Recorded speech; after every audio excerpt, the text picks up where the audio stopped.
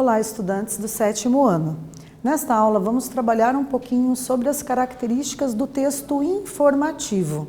O texto informativo, como o próprio nome sugere, é um texto de um gênero textual que visa informar o leitor a respeito de algum assunto importante, de relevância e que vale a pena ser divulgado em algum meio de comunicação, né, que pode ser tanto no ambiente virtual quanto no material impresso, como em jornais, revistas, a gente sempre tem acesso a esses textos informativos, né? Então vamos aqui começar vendo quais são os objetivos da nossa aula.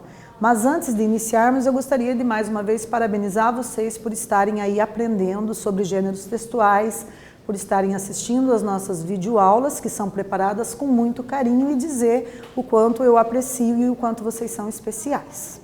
Vamos começar então?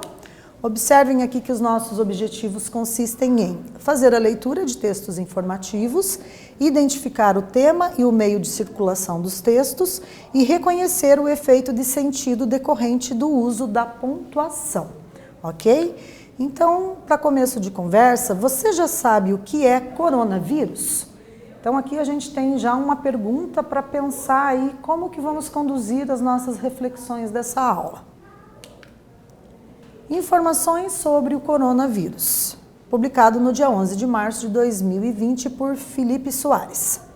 O que são os coronavírus? Os coronavírus são uma grande família viral que causam infecções respiratórias em seres humanos e em animais. Os coronavírus humanos causam doença respiratória, de leve a moderada, no trato respiratório superior. Esses vírus receberam esse nome devido às espículas na sua superfície, que lembram uma coroa. Os primeiros coronavírus humanos foram inicialmente identificados em meados da década de 60. Olha que curiosidade, né? Então, já em 1960 foram identificados aí alguns coronavírus, né? E que aí pelos anos de 2020, 2021, se intensificaram na proliferação e disseminação, né? Por meio do contato entre as pessoas.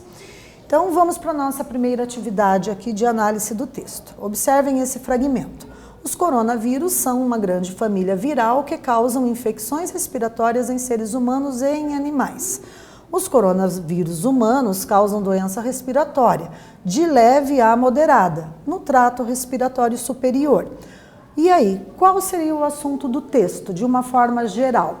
Né? Quando a gente trata de assunto e tema de texto, a gente tem que se lembrar que o assunto ele é de uma forma mais genérica, mais global, dando a ideia do texto geral, né? E o tema ele é mais específico. Então, nesse caso, a pergunta é: qual seria o assunto desse texto? Um tempo para vocês treinarem a proficiência na língua escrita, elaborando uma ou duas frases para responder a nossa primeira questão.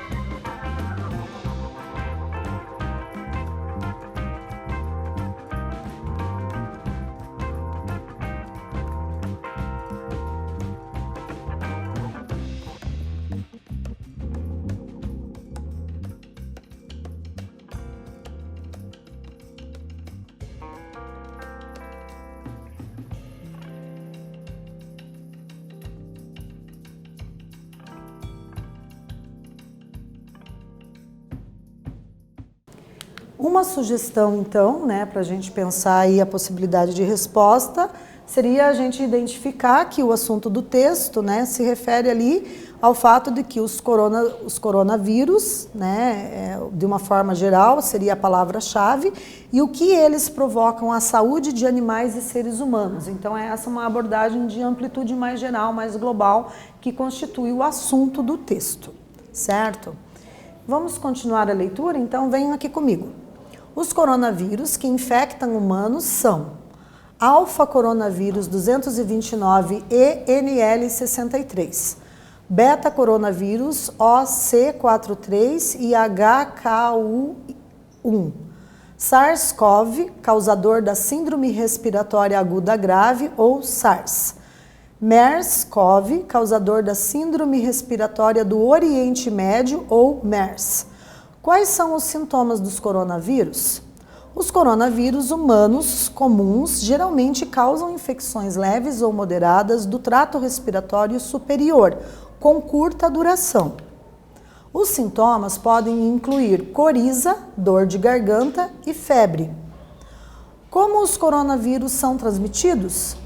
O modo de transmissão dos coronavírus humanos comuns acontece das seguintes formas: pelo ar, por meio de tosse ou espirro, contato pessoal próximo, como toque ou aperto de mão, contato com objetos ou superfícies contaminadas, seguido então de contato com a boca, nariz ou olhos.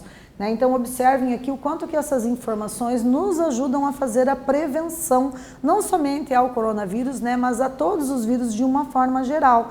Então, sempre manter os ambientes higienizados, passando álcool 70, pode evitar. Também não ficar muito próximo às pessoas, A recomendação é que fiquemos 1,5 m de distanciamento para evitar aí que sejamos contaminados com o vírus, Então, às vezes as pessoas até estão contaminadas e sequer sabem que estão contaminadas porque são assintomáticas.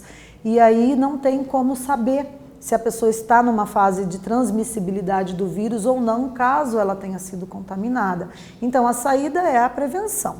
Por que a gente não pode coçar o nariz, coçar a boca, colocar a mão na boca, ficar aí roendo as unhas, sem antes higienizar as mãos, Temos que lavar ali, contar 15 segundos para manter o sabonete ou o detergente, para que seja considerada ali bem higienizada, para depois nos tocarmos, fazer aí as nossas necessidades de repente, fazer com que a mão entre em contato com nariz, olhos, boca, orelha e etc. Então, sempre manter a higienização. Então, esses textos contribuem para a gente poder compreender melhor, com maior clareza, as possibilidades de contaminação, certo?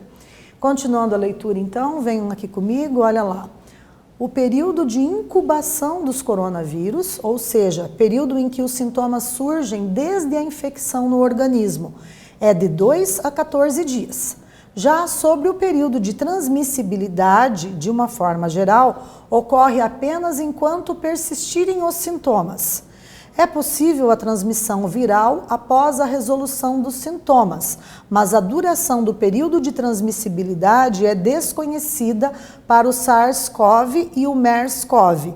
Durante o período de incubação e em casos assintomáticos, os coronavírus não são contagiosos, Então, veja, os casos assintomáticos, a gente tem aqui um prefixo A que significa não. E sintomáticos, que é aí uma derivação da palavra sintomas. Então, as pessoas que não sentem sintomas, embora tenham sido infectadas, temos aqui uma sugestão, do que pode acontecer com elas. Nós temos aqui na última frase do texto a informação de que durante o período de incubação e em casos assintomáticos, os coronavírus não são contagiosos.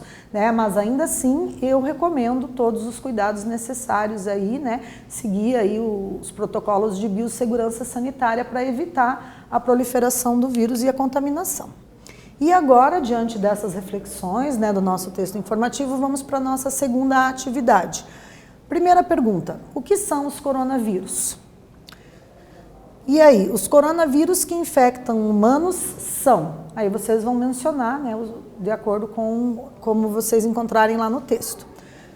Terceira questão, quais são os sintomas dos coronavírus? E por último, como os coronavírus são transmitidos, né? Ainda temos para finalizar qual é a finalidade desse texto, ok? Então temos várias questões para vocês realmente treinarem a habilidade escrita, treinarem a habilidade interpretativa e eu espero que vocês consigam aí dar conta de responder. Vamos lá então.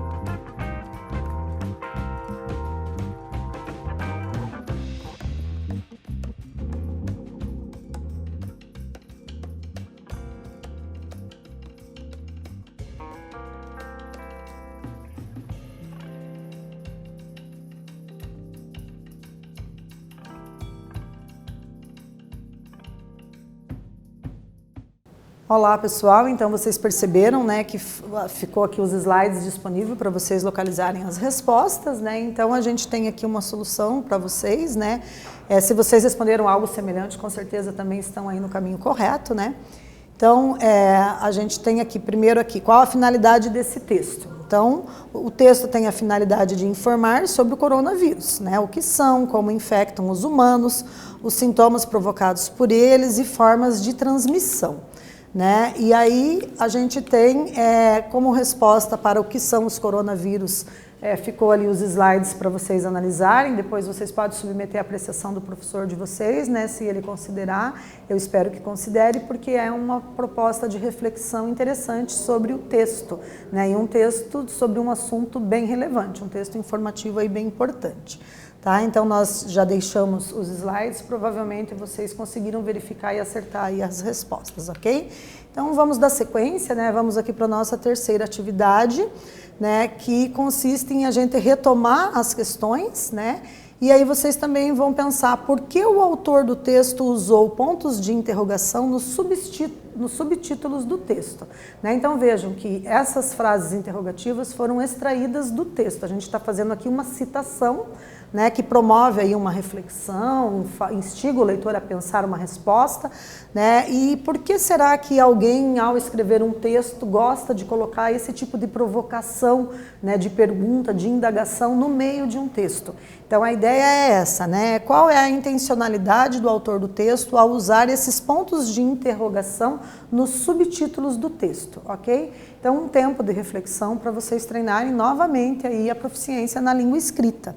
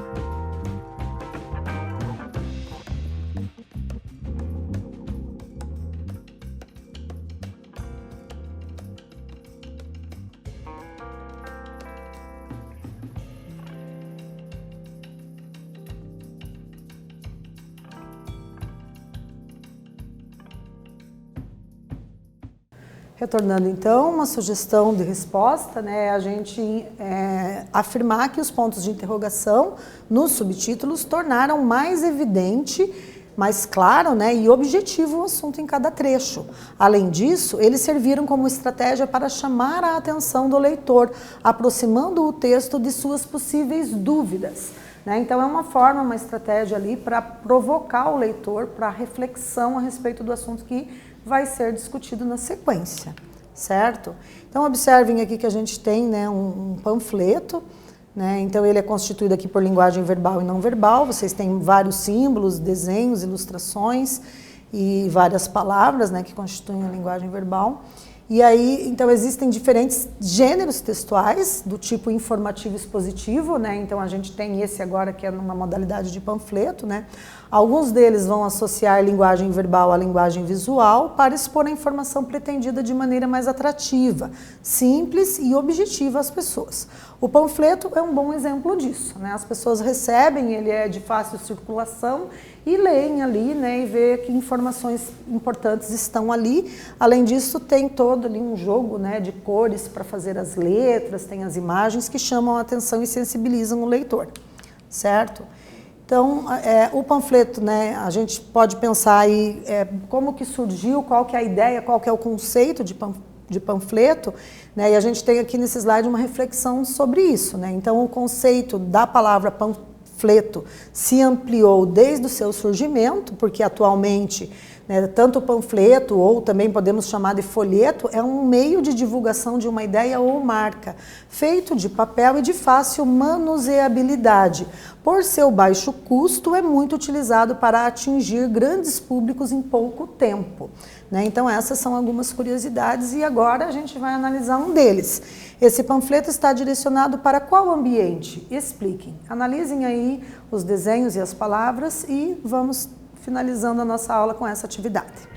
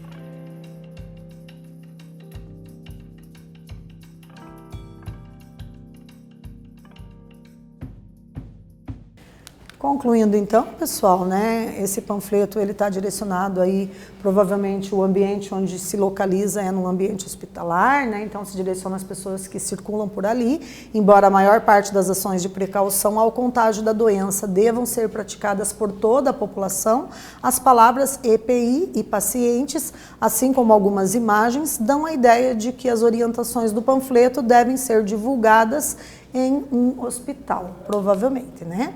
Então, o que nós estudamos? Nós lemos textos informativos, identificamos o assunto, né, e o meio de circulação dos textos e reconhecemos o efeito de sentido decorrente do uso da pontuação.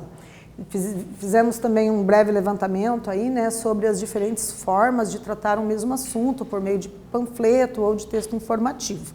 Agradeço muito a participação de todos, espero que tenham gostado e até breve.